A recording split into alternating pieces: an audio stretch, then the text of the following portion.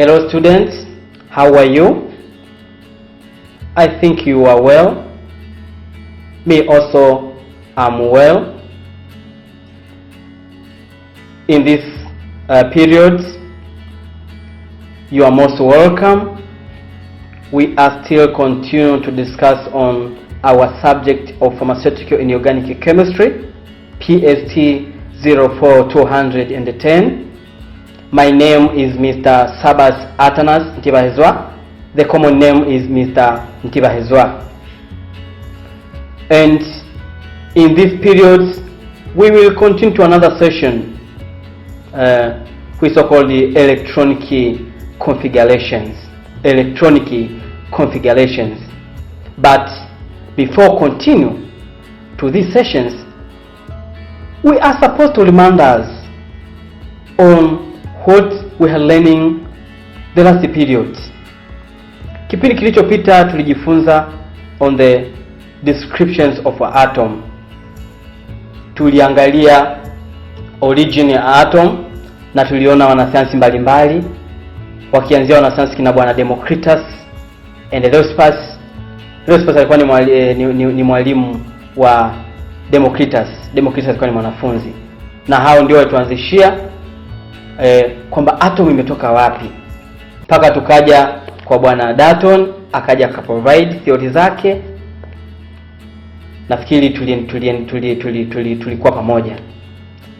Lakini pia tuliangalia modern scientist. Bwana Dalton hakueleza kwa undani zaidi. Due to the improvement of scientist or science and technology, wanasayansi walikuja wakaendeleza ile shauku ya kuendelea kujifunza na kutafuta ukweli, na mpaka wakafikia ukweli.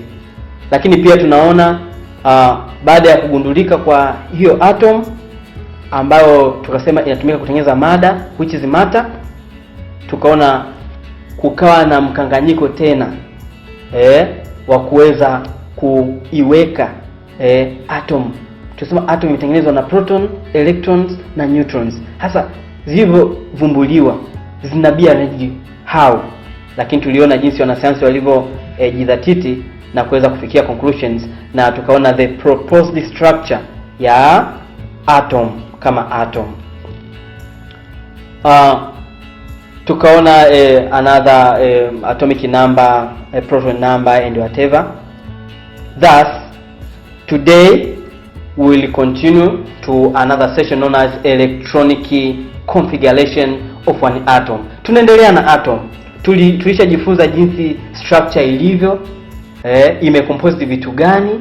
Sasa tutakuja tuangalie sasa ile arrangement sasa katika electron. Ni kweli kwamba tuliona kwamba proton na neutron zipo ndani ya nuclear, wakati electrons inakuwa inazunguka nini? Nuclear. Lakini sasa leo tutakuja tuangalie sasa hizo electrons, how it is arranged in its nuclear of an atom around the nuclear. So by the end of these sessions, as you are a student, you are expected to be able at the end of these sessions to define the term electronic configurations. I think these electronic configurations, it's not a new term. You are familiar with this term. And also we are supposed to describe quantum number. Kule mwanzo tuliangalia katika terminology zetu kitu kinaitwa quantum number. Hasa hapa ndio tukuja, you have to be care so as to listen careful ili uweze kuelewa nini maana ya quantum number. Kwa nini tunajifunza quantum number? Lakini pia we are supposed to describe atomic orbital. Tulishaangalia kule atomic orbital, an area where there is a high maximum of finding an electrons. And also we have to explain rules used in filling electron in its orbital. And also we have to write the electronic configurations of different elements. Electronic configurations of different elements. You are most welcome to listen my lecture. Tukianza na electronic configurations, I think kiolevolevo ni definition ya kiolevolevo. Refer to the arrangement of its electron in its atomic orbital, or refer to a detailed way of showing the order in which electron fill in around the nuclear. Ni jinsi zile electrons sasa zinavyojipanga katika nini, katika hizo shell zake around the what, the nuclear. Tulishaona kwamba nuclear ndani yake kuna proton na nini na neutrons, na katika ile nuclear inazungukwa na electrons. Sasa ndio tunaangalia jinsi gani electrons zinavyojipanga au zinavyojiarrange kwa nini around the what, the nuclear. And also it describes how electrons are distributed among the various atomic orbital. So that is, and thus after looking on definition of electronic configurations, tunakuja term inaitwa quantum number. Hii quantum number inahusika kabisa na ndio tutakayotumia sana. By its definition and the origins of the quantum number, we know that the quantum number are number that is used to describe atomic orbitals and label electron that resides in them. Tumeshasema electronic configurations, it is an arrangement of electrons around the nuclear. Ina maana ile arrangement kwamba sasa ile namba ambayo sasa inatumika ku describe ile atomic orbital and to label electrons that reside in them is so called quantum number. And the quantum mechanics theory was developed by several unusual gifted scientists. And this quantum number, kama nilivyosema, wanasayansi sio kitu unapokiona kimekuja hapa, sio kwamba ni mtu mmoja tu aliota tu akakipata. Ni process, ni experiments zilifanyika, na sio mwaka mmoja, ni zaidi ya mwaka mmoja, na sio mwanasayansi mmoja, ni zaidi ya mwanasayansi mmoja.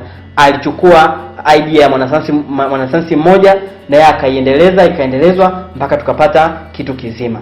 Kwa among of that scientists was Albert Einstein, there's Niels Bohr, there's Ross de Broglie, Max Planck, Juan Hasbach, P.A.M. Dirac, and Erwin Schrödinger. These are scientists ambao waliplay part katika kuformulate hii quantum mechanics theory, ili sasa kuweza kuonyesha how electrons it is arranged in its atomic orbital. Because these numbers are derived from the mechanical solution of the Schrödinger equations for the hydrogen atom. Na maana sasa unajua kwamba hapo tulianza kutaja wanasayansi, kila mwanasayansi alikuwa na idea yake. Huyu na Schrödinger ndio akaja akadrive kwa kutumia hesabu za kifizikia. Because Schrödinger based on the premises that electrons can be described as a matter wave and not as a tiny particle orbiting the nucleus. Huyu ni bwana Schrödinger ambao sasa alielezea kitu kama hicho. And after discussing on the definition of quantum number, tumesema it's used to describe its atomic orbital, we have to look on the types of quantum number. The modern view of the atom is a picture the nuclear surrounded the electrons clouds, so the orbital are not well defined. In the modern view of atoms is to picture the nucleus surrounded by electron clouds, so the orbital are not well defined. Tunaona kule kwa bwana Boaz, yeye aliweza tu kutumia the one quantum number, ile quantum number namba moja. Alijua kwamba energy level number 1, number 2, share number 1, number 2, lakini hakuweza kuzitumia quantum numbers zingine. Kwa sasa tunajua kwamba ina maana the quantum number ambazo zipo, there is 4 quantum number that it is used in arranging the electrons in its atomic orbital. These are principal quantum number. Principal unajua ni ile ni sheli kuu, kitu ambacho ni kikubwa. The angular momentum quantum number, ina maana principal quantum number ndio energy level kuu. Ndani yake sasa ndio kuna tuvijisheli vidogo vidogo ambavyo vinaitwa angular momentum quantum number. Baada ya angular momentum quantum number, ndani yake tena, ndani ya angular kuna kitu kuna another types of quantum number is so called the magnetic quantum number, and the last one is so called the spin quantum number. And you have to note that the principal quantum number, the angular momentum quantum number, or in the other way is so-called Azimuthal quantum number, and the magnetic quantum number. This all quantum number is used to describe the distribution of electrons in each atom. Kwa ina describe ile distribution of electrons in each atom. But the spiny quantum number, it is used to describe the behavior of the specific electrons. Na tuangalia hapo kwenye spines, maana kuna positive and negative, lazima ziende katika opposite directions. Ndio maana it used to describe the behavior of specific electrons and complete the descriptions of electrons in atoms. Let us discuss one types from another. Tukianza na principal quantum number, which the symbol is n, small n, like this one. By its definition, it's an integer that is used to determine the overall size and energy level of an orbital. Kwa kazi yake inatumika kudetermine the overall size ya atom unavyoiona, and the energy of an orbital, or is the possible value of 1, 2, 3 and so forth. The principal quantum number also, it relates to the average distance of the electrons from the nucleus in a particular orbital. Kwa mfano tunaweza tukachukulia ile shell ya sodium. Ukiandika sodium tusema ana atomic number ya 11. Na kama ana atomic number ya 11, ukiandika ile electronic configuration ya O-level tunapata ni 2:8:1. Na ukianza kuichora ile electronic configuration, means nyuki inakuwa katikati, kuna shell ya kwanza ambayo ina electroni 2, shell ya pili ambayo ina electroni 8, na shell ya tatu ina electroni 1. Kwa hiyo ina maana sasa ukiangalia ile size ya electrons, kwamba hii principal quantum number ndio inatumika sasa kudetermine the overall size and the energy level of the atomic orbital. Na ndio maana namba zake, na maana possible value yake inaanza shell number 1, or energy level number 1, energy level number 2, energy level number 3, energy level number 4, and so on. And these are the symbols from the nuclear, and therefore the large the orbital.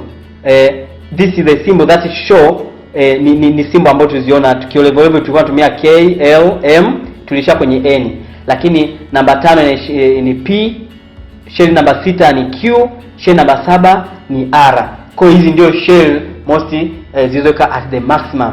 Lakini most katika kampuni zetu tunatumia tu hizi chache. Kwa this is the principal quantum number 1, 2, 3, 4, 5, 6, 7 and so on. I think you are together, my student.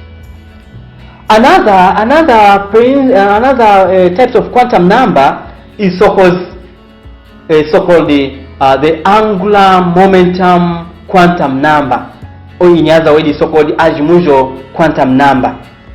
The symbol is like this one, like A. It is an integer from 0 to n-1. Ina maana unachukua ile principal number yenye inaanzia na 0. Tulisema principal quantum number inaanzia na 1, 2, 3, 4 na kuendelea. Lakini Azimuthal quantum number inaanzia na 0. Kwa nini 0? Kwa sababu ina maana ile n ni sasa imesimama badala ya principal quantum number. Kwa n kama if n is 1, kama n ni shell namba 1, ina maana itakuwa ni 1 kutoa 1 ambayo sawa ngapi? Na 0. Na ndio maana it start from an integer from 0 to n-1. Ina maana n ikiwa ni 1 inakuwa ni 0, n ikiwa ni 2 inakuwa ni 2 kutoa 1, kwa hiyo itakuwa ni 0,1.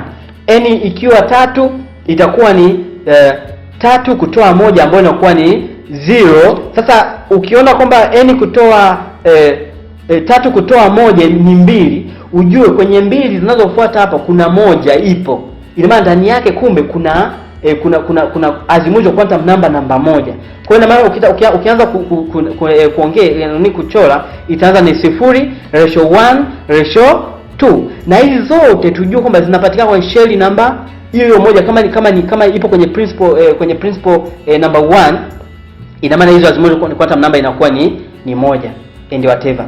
Kwa the value of Azimuthal quantum number depend on the value of the principal quantum number, which is n, has integral value of azimuthal, which is symbol L, is equal to 0 to n is equal to azimuthal quantum number is equal to n minus 1 for each value of n. N means principal quantum number. And if n is 1, there is only one possible value of azimuthal quantum number, which is 1 minus 1 is equal to 0. Means that to the principal quantum number 1, there is 0 value.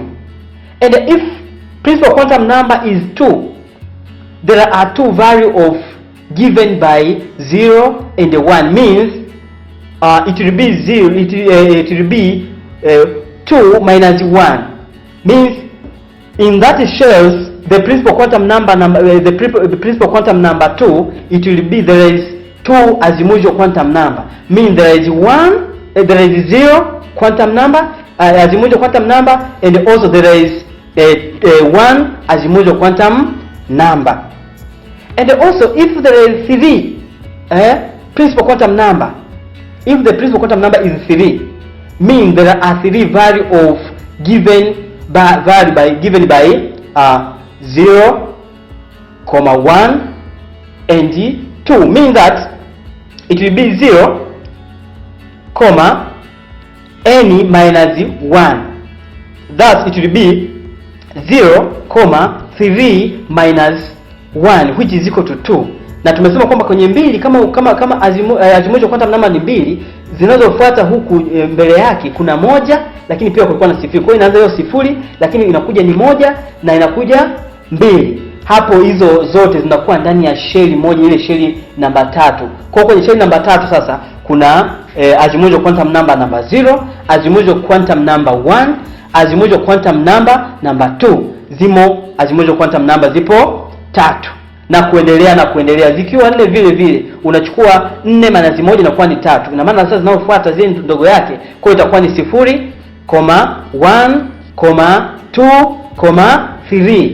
Hizo ndio zitakuwa azimuthal quantum number. I think you are together, my students. The value of orbitals is generally designated by the letter S, P and D and so on. Sasa ndio ndio tuwe makini vijana. Tuwe makini kwamba hizi azimuthal quantum number hawa wanasayansi walizipa majina. Azimuthal quantum number, yani shell ndani ya shell. Utu ni tuvijisabu shell tulitomo ambao zinapatikana vijisabu shell ambao zinapatikana ndani ya shell kuu, ndani ya principal quantum number. Ina maana sasa ikiwa azimuthal quantum number ni 0, symbol yake imebidi presented as S. Azimuthal quantum number ikiwa ni 1, imebidi represented by letter P. Azimuthal quantum number ikiwa ni 2, it's represented by letter D and so on. And that we have to look this later, the designation of orbitals based on angular momentum quantum numbers. You can see this is the angular momentum or azimuthal quantum number. Huwa napenda kutumia azimuthal quantum number. Azimuthal quantum number ikiwa ni 0 means symbol yake, the name of orbital is S orbital. If the azimuthal quantum number is 1, its orbital is called P orbital. If the azimuthal quantum number is 2, its orbital is called D orbital. And if the azimuthal quantum number is 3, its atomic name of the orbital is called F orbital, and so on and so on. This is the designations of the azimuthal quantum number, the name of azimuthal quantum number. And thus, if the azimuthal quantum number is 0, the orbital is called S orbital. And if azimuthal quantum number is 1, the orbital is called P orbital, and so on and so on. A collections of orbitals with the same value of principal quantum number is frequently called shells. Na maana gani? Nimesema mwanzo. Kwa mfano tuliona kwamba kama ili tuweze kupata azimuthal quantum number, kama ipo kwenye shell namba 1, je, kuna azimuthal quantum, ili uweze kujua kama kuna azimuthal quantum number ngapi, unachukua ni 0, n minus 1 means ni 0, principal quantum number unatoa 1. Hiyo ndio formula yetu. Kwa unaangalia, ukichukua principal quantum number moja, unachukua moja kutoa moja na kuwa ni sifuri. Kumbe katika sheli namba moja, ile sheli ya kwanza, ile kwa mfano sodium ile kutoka kwenye nuclear ile yenye lowest energy level, inakuwa ndani yake kumbe kuna kijisabusheli kimoja ambao kina alama ya 0, ambao jina lake tumesema inaitwa s orbital. Na ndio tunasema a collection of orbitals with the same value. A collection of orbitals, ndani ya zile orbital with the same value, ina maana inaitwa shell. Kwa ndani ya shell ndio kuna vile azimuthal quantum number ndani yake. One or more orbital with the same principal quantum number and azimuthal quantum number or angular momentum quantum number are referred to as a subshells.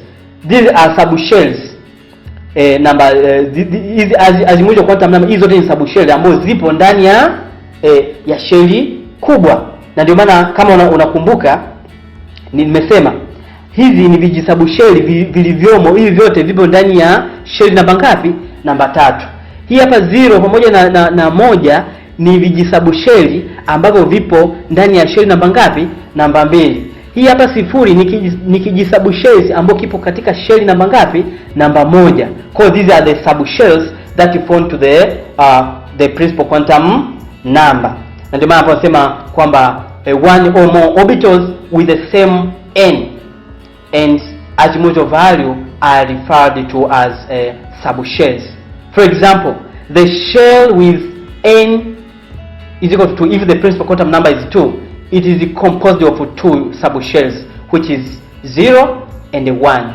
The allowed value for principal quantum number n is equal to 2. Ina maana hizi zote hizi subshell hizi zote ziko katika shell namba ngapi? Namba 2. And these subshells are called s orbital, p orbital. Tuenda kule kwenye zile value tumeona majina ya azimuthal quantum number. Kwamba ikiwa 0 inaitwa ni s orbital. Lakini ipo kwenye shell namba ngapi? Namba 2. Ingekuwa ni kwenye ile shell namba 1 ambayo ni 0, kumbe ingekuwa ni 1 s orbital. Kwa hiyo popote pale kwenye 0, aidha kama ipo kwenye shell namba 3 ni vile vile. Kama 0 ipo kwenye, kwa mfano kwenye shell namba 3 tunasema ni 0,1, 2. Kumbe kutakuwa na 3s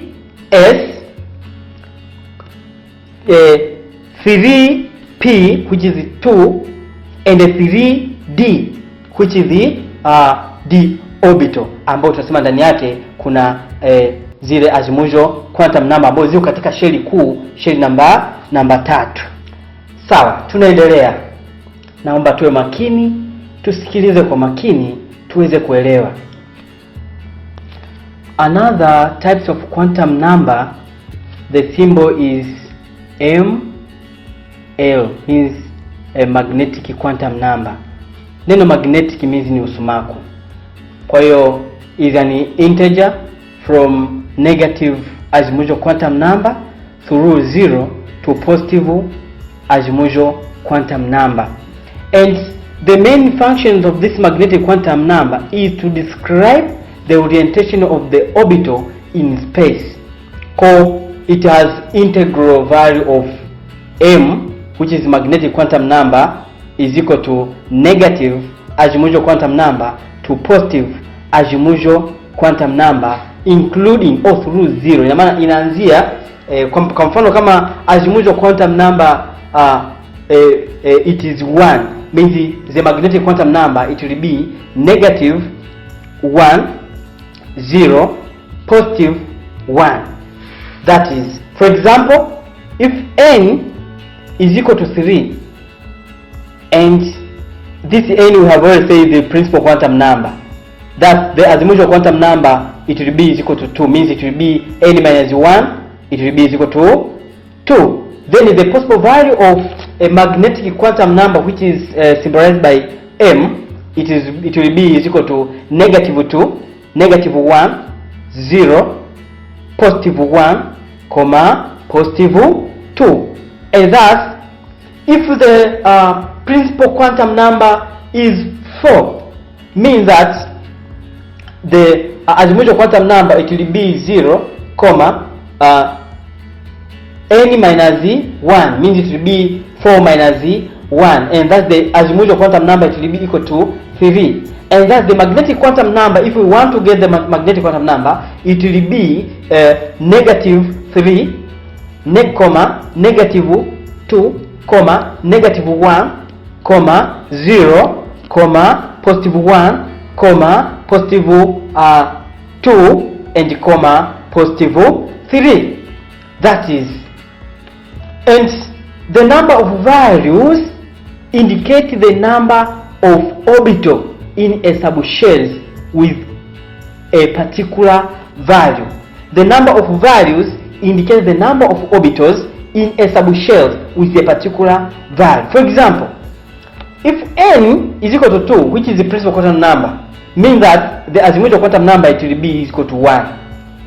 And the value of a principal quantum number and the azimuthal quantum number indicate that we have 2p subshells, and in this subshells we have 3 2p orbital, because there are 3 value of a given by which is of magnetic quantum number. Here there is magnetic quantum number. This is 3 value of magnetic quantum number given by negative 1, 0 and 1. Ina maana gani? Ni kwamba tuliona kwamba hii azimuthal quantum number ipo ndani ya sheli namba 2, na kama ipo ndani ya sheli namba 2, na ndio maana hapa anasema itakuwa ni, na tunajua kwamba the symbol of azimuthal quantum number 1 is equal to p, kwa itakuwa ni p orbital, na ndio maana anasema ni 2p subshells, and in these subshells we have 3 2p orbital. Kwa ndani yake kuna orbital 3. Kwa nini we have 3 2p orbital? Ina maana kwamba hizi hapa negative 1, 0, 1, hii ni orbital namba 1, hii ni orbital namba 2, na hii hapa ni orbital namba 3. Na ndio maana hapa tutakuja tuangalia hii hapa ndio inakuwa indicate number of orbital iliyopo ndani ya ile shells. Ina maana katika shell namba 2 kuna orbital, katika p orbital in p, katika azimuthal, kama azimuthal quantum number ni 1, kumbe p orbital ndani yake kuna orbital ngapi? 3. Na hizi number of orbital tutakuja, ina maana ndio ndani yake kuna electrons, na kila orbital moja huwa inakuwa na electrons 2 ambazo zinakuwa in pair. Kwa hiyo ina maana kama azimuthal quantum number ni 1, itakuwa sawa, kuna orbital ya kwanza, orbital ya pili, orbital ya 3. Na kama kuna orbital 3 na number of electrons, ina maana kama kuna orbital 3 na kila orbital moja means inakaa na electron 2, ina maana katika p orbital kuna electroni 6. Ina maana hapa kuna electroni hapa kuna electroni 2 orbital ya kwanza, orbital ya pili na electroni 2, orbital ya 3 na electroni 2, jumla ya electroni 5.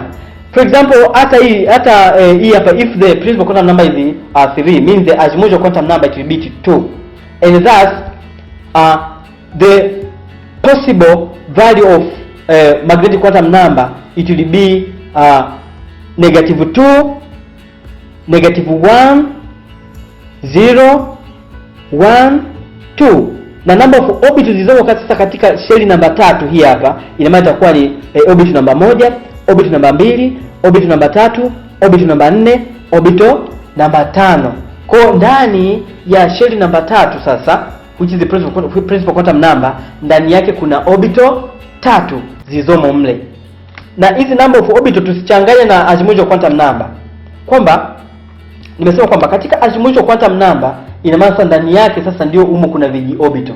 Ni azimuthal quantum number. Ukija kwenye magnetic quantum number ndio ndani yake sasa unapata orbital.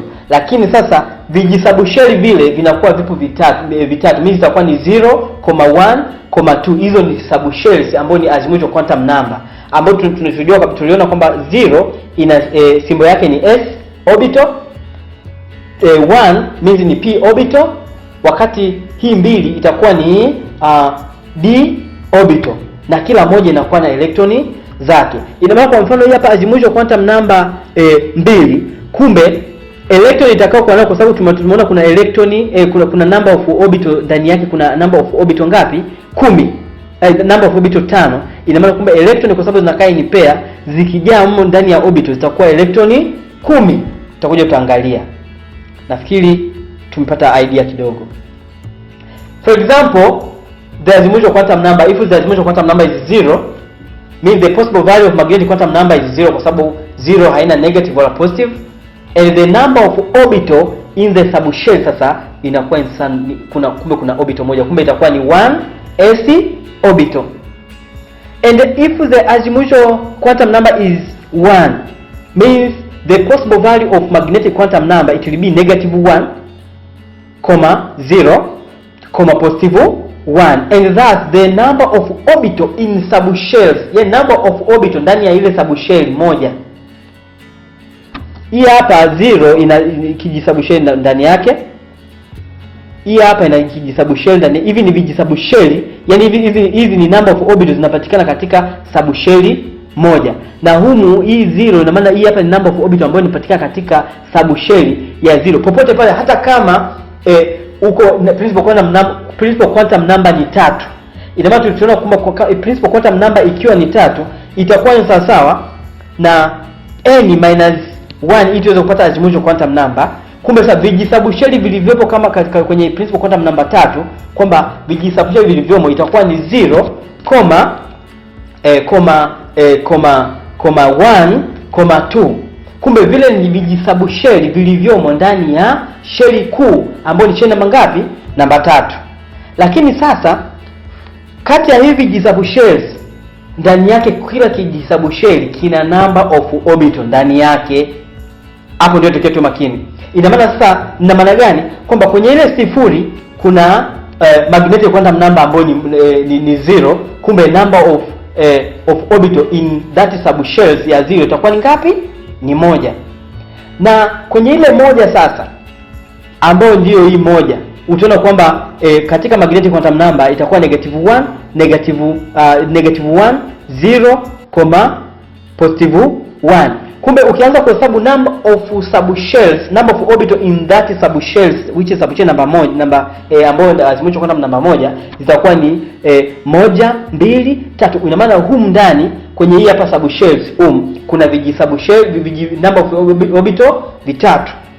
Na pia vile kama azimuthal quantum number ni 2, kama azimuthal quantum number ni 2, kumbe sasa ndani yake sasa vitakuwemo number of orbital itakuwemo ni 5. Ukienda kwenye magnetic quantum number -2, -1, 0, 1, 2. Kumbe kuanza kuhesabu number of orbitals zilizomo ndani ya hiki kijisubshells itakuwa ni 1, 2, 3, 5. Kwa hiyo itakuwa ni 5. Vile kama azimuthal quantum number ni 3, means the magnetic quantum number it will be -3 up to positive 3. Ukianza kuhesabu namba sasa ya orbital katika subshell namba 3, ina maana itakuwa ni 1, 2, 3, 4, 5, 6, 7. Ina maana kwenye kijisubshell namba 3, kuna number of orbital 7. Na nimesema kila orbital moja lazima ioccupy 2 electrons. Ina maana ukianza kuhesabu number of electrons sasa ndani ya for example azimuthal quantum number 3, utakuta sasa kuna orbital, means kuna electron ngapi? 14, kwa sababu kila orbital moja ina occupy 2 electrons. Vile hapa ina maana hapa kutakuwa na orbital moja. Ina maana orbital moja tumesema ina occupy 2 electrons. Kumbe katika hii hapa 0, this 0 which is the s orbital, kumbe ime contain 2 electrons. Na hii vile maana ukiangalia kuna number of orbital katika hii subshells zipo ngapi? Zipo 3. Na kila orbital moja ina electron 2, na maana zitakuwa electroni 6. Ina maana kwamba itakuwa ni p. Kumbe p orbital ina electron 6, s orbital ina electron 2, d orbital ina electron 10, f orbital ina electron 14 na kuendelea. Kwa hiyo ndio inavyokuwa inajieleza kwamba number of orbital in subshells. I think you are together, my student. Then another type of quantum number is so-called spin quantum number. Tumeona kwamba magnetic quantum number it used to describe the orientations of an electrons. orientations. Spin quantum number, the symbol is ms, cause sometimes called the spin angular momentum of an electrons. And the spin make the electron behave like a tin magnet. Spin means ni kile kitu ambacho kinakuwa kinazunguka kinaenda ni opposite directions. Na ndio katika spin quantum number imekuwa ni a half ya magnetic quantum number. It is a half. Tumesema kwamba hapa kwenye magnetic quantum number kuna orbital 1, 2, 3, na ndani ya hizi orbital, ina maana hiyo orbital kuna electroni 2. Na kama kuna electroni 2 haziwezi kuwa katika direction moja, au zote haziwezi kuwa katika zinafanana kwamba zote negative, hapana. Ikiwemo negative lazima iwepo na nini? Na positive. Ndio maana hata mabetri yote haya unayosikia, mabetri ya radio na nini, yana positive na nini na negatives. Umeme wowote ili uweze kuwaka lazima kuwepo na positive na nini na negative, lazima ziwe katika opposite direction, lazima ziwe in terms of spinning, zinakuwa zinakimbizana, kama zinakimbizana. Lakini zikiwa zote zinafanana, ndio maana unaweza kuona hakuna ndoa ya wanaume kwa wanaume au wanawake kwa wanawake, huo unakuwa ni upuzi. So this spin quantum number, the spin quantum number or the spin angular momentum of an electrons, this spin quantum number has only two possible value of a positive a half or negative a half, and this spin can be clockwise or counterclockwise or anti-clockwise. And you can see these diagrams, there is north and the south, and also south and what, and the north, cause katika opposite what directions.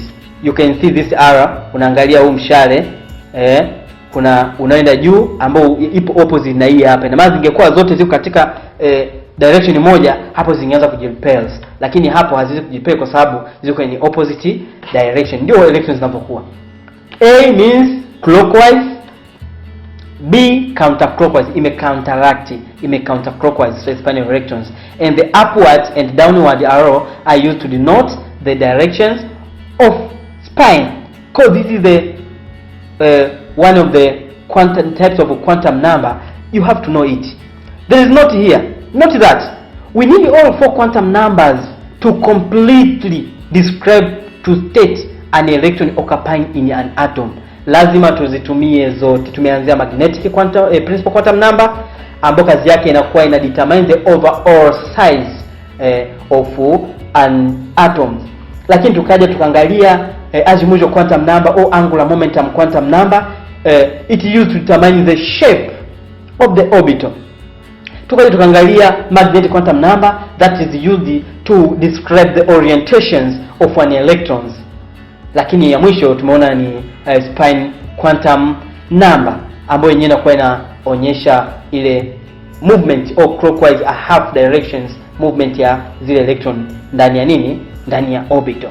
That is, and also we have to go to another term known as atomic orbital. Atomic orbital tumeshaangalia, tuliona vipindi vilivyopita kwamba atomic orbital by definitions kwamba is a regions or is an area where there is a high maximum or high probability of finding an electrons or locating an electrons. That's called the atomic orbital. Na ndio tunaona there is difference between orbit and the orbital. Orbital is a regions or area where there is a high probability of finding an electrons, and orbit is a path where an electrons pass or around the nuclear of an atom. Because the region with massive distribution of electron density is called the atomic orbital. Hii tunaenda ni connections. Tumeangalia type of quantum number. Kule kwenye type of quantum number itatusaidia sisi tuweze sasa kuliletisha kati ya atomic orbital na nini na quantum number. Kwa tutaangalia relationship kati ya atomic orbital and quantum number. There is a relationship between the atomic orbital and the quantum number. Tunaionaje? When the azimuthal quantum number is 0, ili tuweze kuangalia uhusiano kati ya atomic orbital and quantum number, means lazima tutumie formula hii hapa kwamba it will be 2 times azimuthal quantum number plus 1. 2 times azimuthal quantum number plus 1. If the azimuthal quantum number is 0, means it will be 0 times 2 plus 1, ambayo itakuwa sawa ngapi? Na moja. Kumbe the number of orbital iliyopo ndani ya ile shell ni ngapi? Ni moja. Ndio tuliona kabisa kule kabisa kwenye magnetic quantum number kwamba 0 ndani ya 0 ndani ya 0 0 azimuthal quantum number kuna how many number of orbital? There is one number of orbital. You may refer. And if the azimuthal quantum number is 1, means it will be 1 times 1 times 2, which is equal to 2, plus 1, which is equal to 3. Kumbe sasa kwenye azimuthal quantum kijisabusheli namba 3, kwenye kijisabusheli namba 3 kuna number of orbital 3. So there are 3 value of magnetic quantum number, or there are 3 p orbital label px, py and pz. This px, py and pz inakuwa inaonyesha ile directions ya zile orbital, na maana inaonyesha kwamba ndani yake kuna orbital 3. Tutakuja tutaangalia hii p orbital, s orbital ikoje, p orbital ikoje, d orbital zikoje. And when the azimuthal quantum number is 2, azimuthal quantum number ikiwa ni 2, kwa hiyo itakuwa ni 2 mara 2 jumlisha 1, ambayo sasa ngapi? Na nitasema kule kwenye magnetic quantum number kuweza kuonyesha relationship kati ya atomic orbital and quantum number. Means it be 5. Means that there are 5 value of magnetic quantum number and the corresponding 5d orbital. Tuliona kwamba 0 ni s orbital, 1 ni p orbital, 2 ni d orbital, 3 ni f orbital, and whatever, and label with a more elaborate script and whatever. Kwa hiyo hapa ndio formula rahisi sana ya kuweza kuonyesha uhusiano kati ya atomic orbital and the quantum numbers, na ile uweze kuona kama mle ndani kuna vijisabusheli, ndani ya vijisabusheli kuna atomic number ngapi. Kwa kwenye kijisabusheli cha 0 kuna atomic number 1, ipo atomic orbital ipo 1. Kwenye kijisabusheli cha namba 1 azimuthal kwa namba 1 ikiwa 1, ina maana kuna number of orbitals zipo 3. Azimuthal quantum number ikiwa ni 2, kumbe ndani yake kuna number of orbital vipo vingapi? 3. Na tunasema kama kila orbital moja imeoccupy 2 electron, ina uwezo wa kubeba electron 2, na lazima ziwe katika in term of spin, ziwe katika opposite directions, positive and negative. And this is only how we can demonstrate the relationship between quantum number and atomic orbitals. We know that if the principal quantum number is 1, azimuthal quantum number it will be, tunaenda kwenye ile formula kwamba ni n minus 1. Kumbe the azimuthal quantum number itakuwa sana ngapi? Na 0. Kumbe sasa the magnetic quantum number itakuwa sana ngapi? Na 0. Number of orbital itakuwa sana ngapi? Na 1. Atomic orbital designation itakuwa ni 1s orbital. Kwa nini tumeandika 1? Kwa sababu ipo kwenye shell namba 1. Kwa kwenye shell namba 1 kuna only 1 orbital ambayo ni 1s orbital. Tunakuja kama principal quantum number ni 2. If the principal quantum number ni 2 is 2, means tulisema ndani yake sasa utachukua sasa na ile 0, n minus 1, ile formula ya kule mwanzo kama unaikumbuka kwenye azimuthal quantum number. Kumbe sasa itakuwa ni 0,2 kutoa 1, ambayo sasa na ngapi? Na 1. Kumbe itakuwa kwenye ndani ya shell namba 2 vijisabusheli vitakavyokuwemo ni 0,1. Na ndio maana sasa ili tuweze kupata magnetic quantum number tumeanzia na 0. Kumbe ndani ya kijisheli namba 3, muwe makini hapa, naombeni muwe makini vizuri, kuwa makini sana. Tumesema kwamba katika kijisheli namba 3, katika sheli kuu sheli namba 2, principal quantum namba 2, kuna 0 na 1. Moja imepatikanaje? Ni baada ya kuchukua 0, n minus 1 ambayo sana 1. Kumbe kuna vijisabusheli vingapi? viwili. Kuna kijisabusheli cha kwanza ambayo ni 0 na kuna kijisabusheli cha pili. Then sasa katika hichi cha kwanza tunataka tuangalie relationship, kuna how many number of orbital. Kumbe itakuwa ni magnetic quantum number ni 0. Kwa kama magnetic quantum number ni 0, number of orbital itakuwa ni 1. Lakini the atomic orbital designation, kwa sababu zipo katika shell namba 2, inakuwa ni 2s orbital. Tunaelewana hapo vijana? Naomba tuelewane. Na mimi tunaelewana. Tunakuja hii hapa. Hicho ni kijisabusheli, kipo ndani ya shell hii hapa kubwa. Kiazimuthal quantum number. Kwa hiyo ina maana magnetic quantum number yetu itakuwa -1, 0, 1. How many number of orbital? It will be 1, 2, 3. Because there are 3 number of what? Of orbital.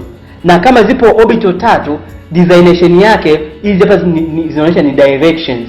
Kwa katika p orbital yoyote ina maana kuna direction ya px, py and pz. Hii 2p means inaonyesha ipo katika shell namba ngapi? Shell namba 2. Kwa hiyo 2px, 2py and 2pz. And whatever, this is z. And then tukija, if the principal quantum number ni 3, vile tunajua kwamba ili tuweze kupata itakuwa ni 0,n-1, ambayo itakuwa ni 0,3 kutoa ngapi? 3 kutoa 1, ambayo sana 2. Kumbe kwenye 2 kuna 1 hapo. Kumbe itakuwa ni 0,1, ngapi? 2. Ndio tunavyoona hapa. Kwa hata swali utakalopewa kwamba ikiwa umepewa azimuthal quantum number 4, utafute magnetic azimuthal. Ikiwa umepewa principal quantum number 4, utafute azimuthal quantum number. Lazima uende katika mtiririko huu. Lazima ujue kwamba kama umetoa n kutoa 1 ni 3, ujue kwenye 3 kuna 2, kuna 1 na kuna ngapi? Kuna 0. Lazima uende katika mtiririko huu. Kwa hiyo unakuja 0 ipo ambayo ina number of orbital ni 1 na ipo katika shell namba 3, ndio maana ni 3s orbital.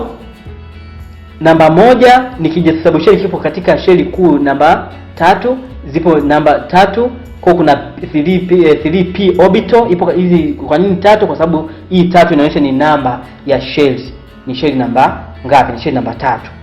Lakini pia ukija kama ikiwa ni 2, inakuwa ni number of orbitals zipo 5. Kwa hiyo inakuwa ni 3dyx, 3dyz, 3dxz, 3dx square minus y square and 3dxz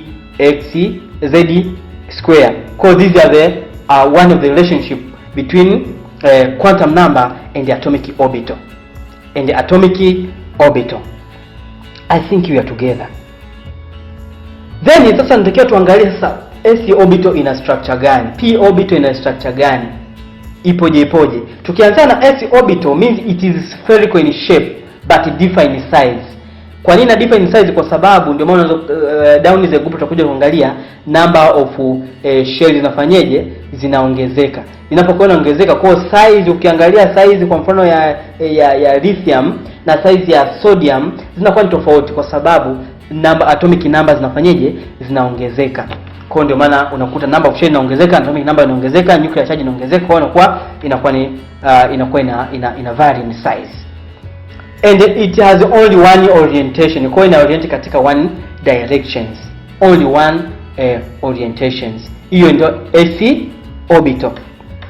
Lakini p orbital, these orbital are identical in shape and energy, but their orientations are different. Tuliona kuna x, y and what? And z. The p orbital of higher principal quantum number have a similar shape. Yani ukiangalia p orbital kwa mfano quantum number 2, na principal quantum number 3, zile p orbital zake zinakuwa zinafanana, have similar shape.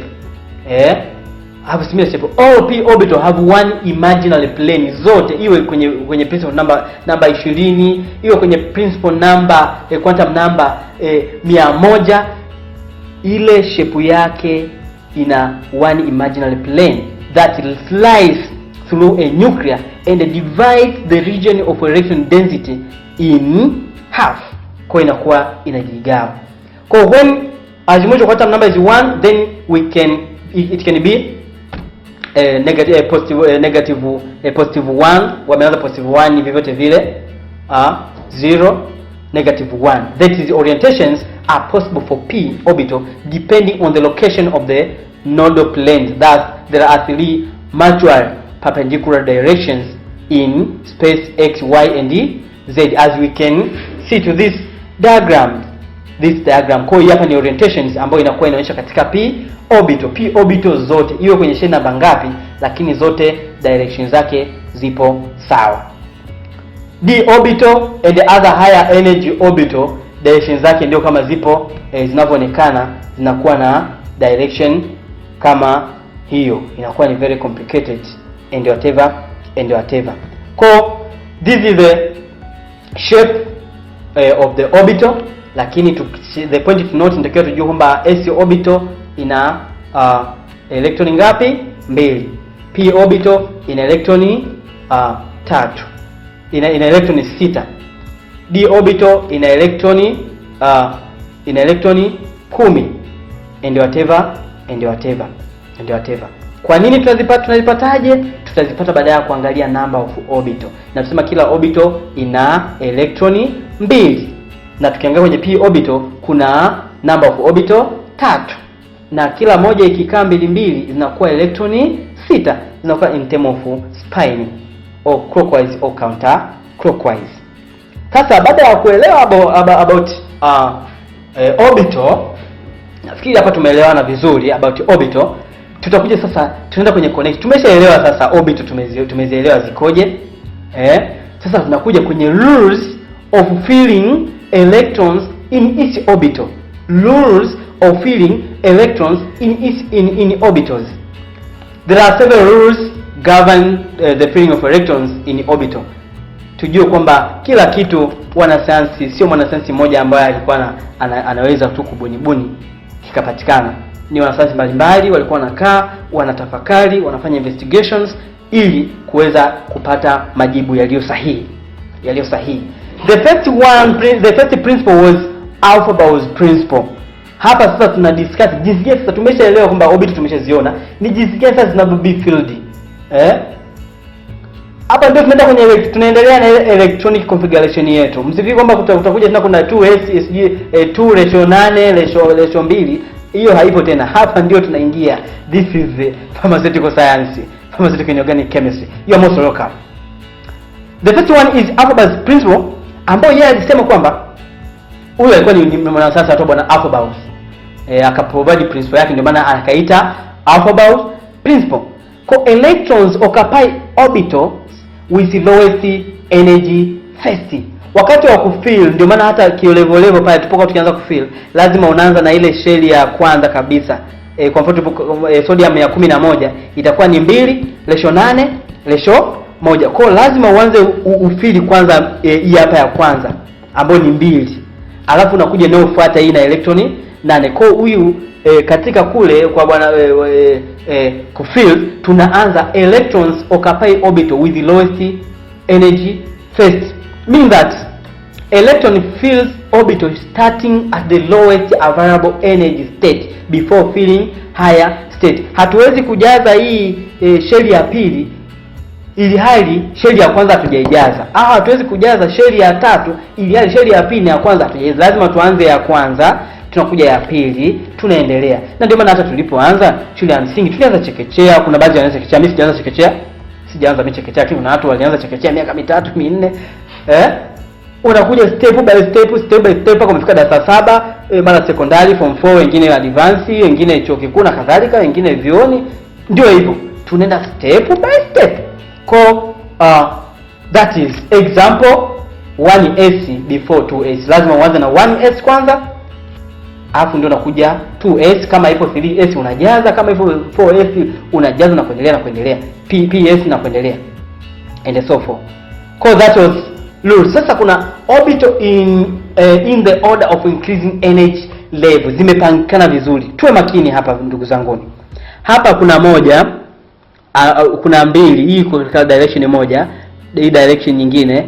Kwa hiyo maana hii arrow means inamaanisha inakuja hivi. inakuja. Kwa hiyo ikianza hii hapa itakuja 2. Tunaelewana? Itakuja 3, inaanza 1, alafu inakuja 2, inakuja 3, inakuja 4 na kuendelea. Sasa hapa ndio huwa watu wanachanganyikiwa sana, wanachanganyikiwa. Kwa hiyo maana hii directions ukifuata ndio mlolongo lazima utakuwa unapitia. Wataniuliza swali, najua mtakuwa na dukuduku. Kwa nini zingine zinaanza ikitoka for example ikitoka 4s inakuja 3d? Kwa nini ikitoka 4s inakuja 3d? Hiyo ni kwa sababu ya arrangement ya electron ilivyokuwa. Muda mwingine iliweza kuleta complications, na ndio maana ipo kama ilivyo be arranged. Kwa hiyo lazima uanze na lowest, unakuja na higher na higher. Wa pili bwana sayansi akaona bwana Pauls anaitwa Pauls, akaprovide principle yake inaitwa Pauls exclusive principle. Akachukua concept ya bwana Sabas, yeye akasema no two electrons in an atom can have the same set of 4 quantum number. No two electrons in an atom can have the same set of 4 quantum number. If principal quantum number, Azimuthal quantum number and magnetic quantum number are the same, means that magnetic spin quantum number must be different such that the electron have opposite spin. Lazima ziwe tofauti, haziwezi zote kuwa sawa. Lazima moja tu ije ilete mchanganyo ili kuweza kuleta usawa. This principle led to conclude that no atomic orbital can contain, and this is not calcium, this is can contain more than 2 electrons. No atomic orbital can contain more than 2 electrons, means zinakaa in pair lakini zinakuwa katika counter clockwise. And if 2 electrons occupy the same energy level, they must have opposite spin. Tumeshaona kule lazima ziwe katika opposite spines. Hii hapa ukiangalia diagram A lazima zitakuwa parallel, zitakuwa za repels, lakini this it will be anti-parallel. Kwa hiyo hapa ndio zitakuwa zipo sahihi, that is. Lakini mwingine akasema sasa hapa katika ina maana sasa katika feeling yetu unaandika orbital, tutakuja kuangalia orbital, lazima zinakuwa tutakuja kuangalia huko, tutaangalia tuendelee kwanza hapo. Kwa Hans rules, huyu bwana Hans akaprovide rule yake. Kwa orbital are seen occupied by electrons first before any pairing occur. Kwa mfano s orbital, tunasema s orbital ina electroni ina orbital moja, kumbe electron utaanza unafili kwanza electron ya kwanza kabla ya kufili electron nyingine. Ikishajaa sasa, ukiona nyingine hakuna inapoendelea, unafili inayofuata, unamalizia. Ukija kwenye 2 kwenye p orbital, tumesema p orbital ina orbital 3. Yani means ina number of orbital zipo 3. Kwa ina maana hizi number of orbital ambazo zipo 3, wakati sasa na maana sasa kwa mfano unataka ufill hizo electroni 6 ndani ya orbital yake, according to these rules, lazima kwanza iwe singly pairing. Una pair, unajaza kwanza orbital zote kwa moja. Kwa hiyo utaanza orbital ya kwanza utajaza electroni 1, orbital ya pili utajaza electroni 1, orbital ya tatu utajaza electroni 1. Zinazobaki sasa utaanza tena mwanzo kuweza kufanya pairing. Umeshamaliza ile completely pairing. Kwa hiyo utaanza tena utamalizia kwenye orbital ya kwanza, utamalizia kwenye orbital ya pili na utamalizia kwenye orbital ya tatu, lakini lazima ziwe in opposite directions. And a glit total spin state make the resulting atom more stable, hence the name Hans rule of maximum multiplicity. That is, these are the rules that was used in filling electrons in its atomic orbital. Katika orbital tumeshaziona, kwa hiyo inakuwa ni vitu kama hivyo. Sasa katika uandishi wa electron configuration, this is a brainstorming that you may ask yourself, what are the electron configuration of hydrogens and helium? lakini tujue lazima uende kwenye jedwali. Hii hapa ndio inatakiwa iwe mwongozo wako katika kuandika electronic configuration zako. Hii hapa usiache. Hii hapa kwa inaanza this one, sijui ni like this one, inakuja hapa, inakuja yani hapa inavyoenda lazima ziende katika mtiririko huko. Kwa hiyo ikianza hapa inakuja tena inaanzia hapa. Kwa hiyo itaanza hii hapa, inafuatia hii, itafuata hii, itafuata hii, itakuja 3P, itakuja 4S, itakuja 3D, itakuja 4P, itakuja 5S, itakuja 4D, itakuja 5P, itakuja 6S, itakuja 4F kama itaendelea mpaka huko, itakuja 5D. Lakini cha msingi unajua kwamba S orbital ina number, how many number of orbital, ina electron ngapi? Ina electron 2. Ina electron 2. S zote S wote wana electron 2. P orbital wana electron 6, means kwa sababu wana number of orbitals zipo ngapi? 3. D orbital wana electron 5, wana number of orbital 5, kwamba wana electron 10.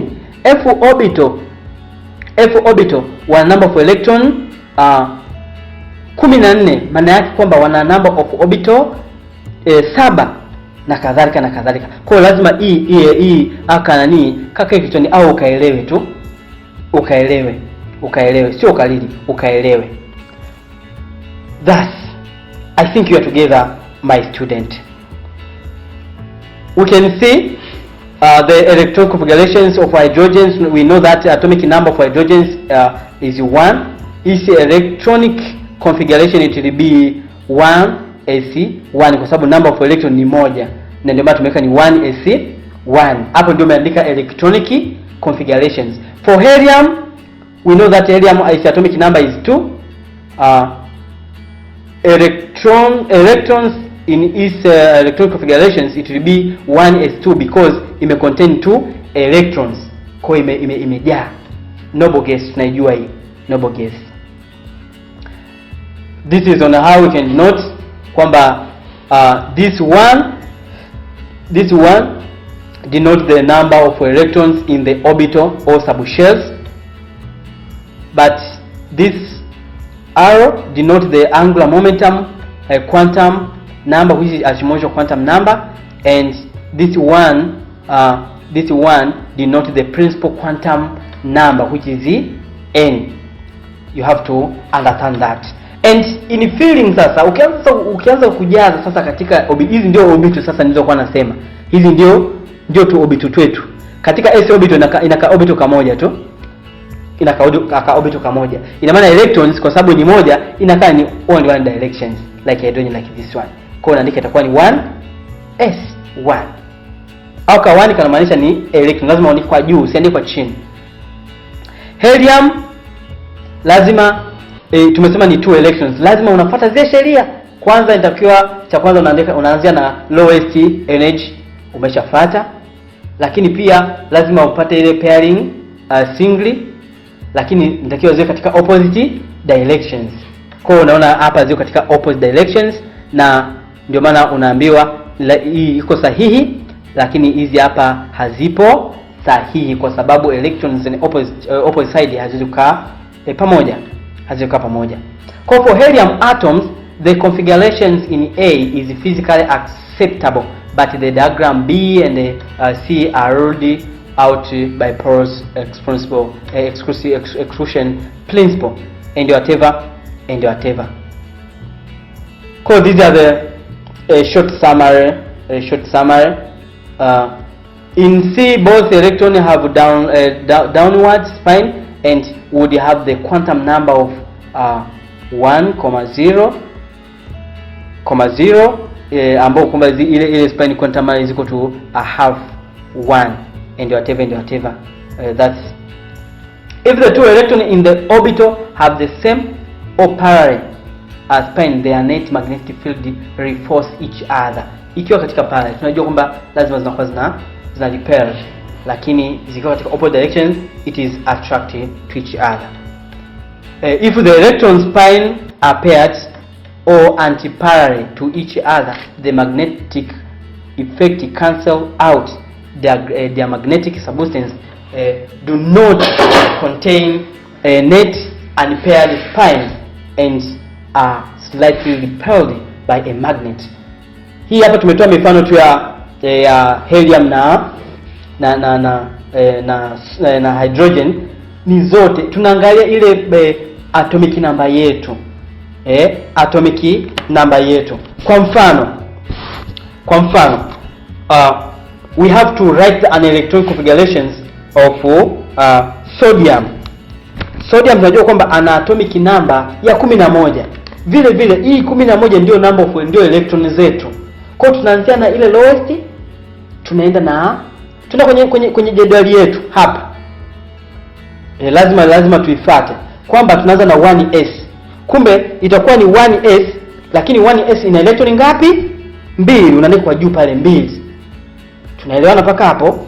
Unakuja sasa, umeshatoa electron 2. Kwenye 11 zimebakia electron ngapi? Zimebakia electron 9. Kumbe inayofuata ni 2s. Inayofuata ni 2s. Kumbe itakuwa inayofuata ni 2s ambayo yenyewe electron ngapi? 2. Kwenye 9 zimebakia electron ngapi? 7. Inayofuata itakuwa ni 2p. Unajua 2p ndio ikiwa kichwani kuna electron ngapi? 6. Kwa kama kuna electron 6 na imeshafika kwenye 2p, itakuwa ni 2p electron 6. Juu yake unaweka power 6 kwamba zinafili mle electron ngapi? 6. Baada ya hapo unakuja inayofuata ni 3s. Sasa kwenye 6 ukihesabu tu hapa 2 jumlisha 2 jumlisha 6 unakuja ni 10. Kumbe kwenye 3s imebakia electron moja, kwa hiyo inakuwa ni 3s1. Kwa that is, hiyo ndio jinsi ya kuweza kuandika nini? Electronic configurations. Jinsi ya kuandika electronic configuration. Na kuchora ni vile vile. Kuchora ni vile vile. Wala hata isikupe tabu. Ujue kwamba unapokuwa unachora you have, inatakiwa uangalie kwamba S ina orbital ngapi. S ina orbital moja, kwa unaandika box kamoja. P orbital ina orbit number of orbital ngapi? 3. Kwa hiyo utaandika vi orbit vitatu vinakuwa vimeungana. Kwa hiyo utaandika vi box vingapi? 3 ambavyo vilivyoungana. Ikiwa ni d orbital vile vile. Kwa hiyo utaenda hapo sasa ndio unaanza kufili. Na maana utaanza kwenye 1s orbital. Kwa hiyo utapata bwana pose exclusive. Utaanza kwanza, utafuata zile principles zote ili uweze kupea. Kwa hiyo utaanza s orbital unaweka, unakuja 2s orbital una fill. Ukishamaliza unakuja sasa namba 3, kwa sababu zipo 6 unaanza ile single pairing. Zinaisha, zimebakia 3 tena, unakuja unamalizia. Ukishamalizia unakuja kwenye 3s orbital unamalizia electron moja. Hapo umemaliza kuchora. Sasa nafikiri sasa tunaendelea. I think we are together. Sasa hiyo nimetoa tu mfano mmoja. Zipo mifano mingi, na maana hii yote kwa mfano tumepewa kwamba this one hii ni ina atomic number ngapi? 19. Kumbe unaenda kwenye ile formula yetu, kumbe itakuwa ni 1s2 2s, ambapo zimekuwa electron 4 kwenye 19 zinaondoka pale. 2p6 zimekuwa ni 10, zibakia 9. Inakuja 3s2 zimeondoka, zibakia 7. 3p6 kwa sababu bado zibakia 7 inaendelea, alafu inabakia 4s1. Kwa sasa hapa ndio sasa tunakuja kuweka relations, the use of noble gas core in writing the electronic configuration. Matumizi ya the electronic configuration of all elements except hydrogen and helium are represented by a noble gas core which show in brackets. I think matumizi ya noble gas tunayajua. Hata kwa tulipokuwa tunaandika electronic configuration tuna minimize. Kwa mfano huu Kwa mfano huu, ina maana ukiangalia paka kufikia hapa noble gas, hapa zipo electron moja, zipo 10. Unajua ni element gani ambayo ina noble ina electron 10? Utamwona ni nani? Bwana neon. Umeona? Kwa hiyo ina maana sasa ili uweze kuminimize, unaandika ile noble gas yetu neon, unawekea bracket kubwa, afu ndio unaandika hizo baki. Kwa hiyo itakuwa ni 3p6 4ac1. Hapo umeminimize, umecondense. Lazima uangalie ile iliyo karibu, sio kwamba uchukue helium alafu unakuta kumbe kuna noble gas nyingine fanyeje ingefiti kuweza kucondense kwa ukubwa zaidi. Kwa hiyo hii hapa ndio inaonyesha, because ndio maana nasema this and this is the electron configurations. This is not neon, is argon, sorry, it is argon. Argon ina 18 kwa sababu hapa 19. 19 ingekuwa ni sodium, ina maana ndio tungeicondense kuja kwenye neons, afu iliyobaki tungemalizia. Kwa hiyo ina maana hii zote ni 18.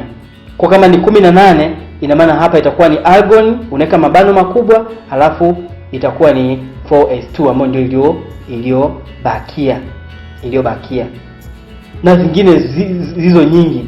Ukienda kwenye hii hapa electronic configuration of chromium ambayo ina atomic number 24, ukiandika ile open the electronic configurations, utakuja kuona kwamba itaishia na 4s1 3d5.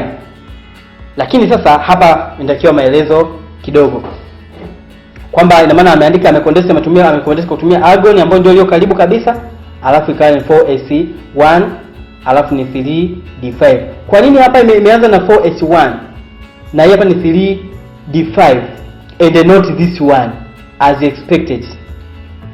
Lakini hata pia copper ni vile vile, na copper ana 4s1 3d10.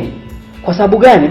Huyu hapa hii 3d10 ana higher magnetic, ana uwezo mkubwa wa kuvuta electrons, kwa sababu ina maana anahitaji electron moja in order to become stable. Kwa hiyo ina maana ana uwezo mkubwa wa kuvuta electron moja na kuweza kujidefend yeye, kuweza kujistabilize yeye.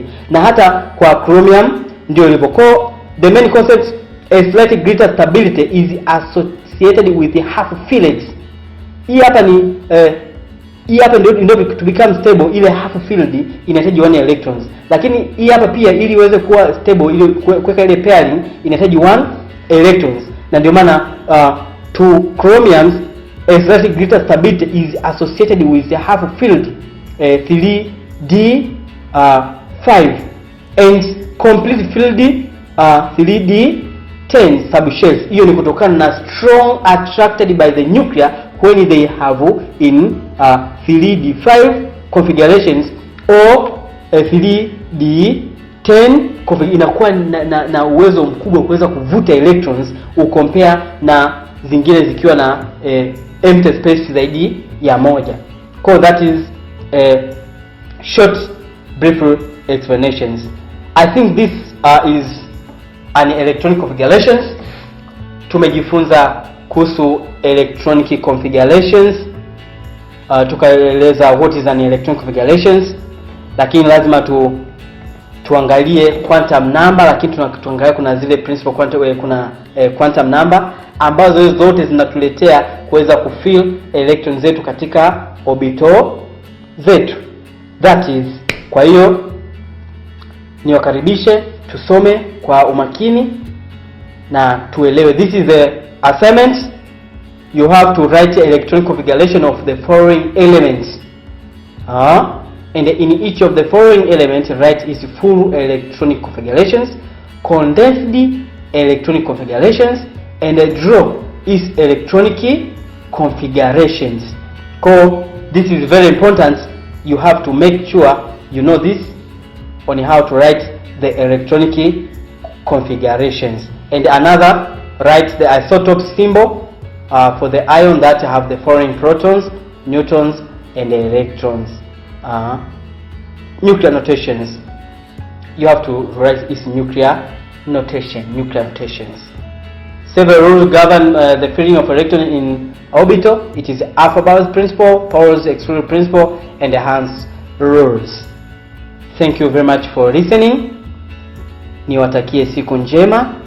Tuendelee kuchukua tahadhari dhidi ya janga hili la virusi vya corona, lakini tusimwache Mungu ili Mungu aendelee kuongoza maisha yetu. Niwatakie siku njema na Mungu awabariki. Asanteni sana.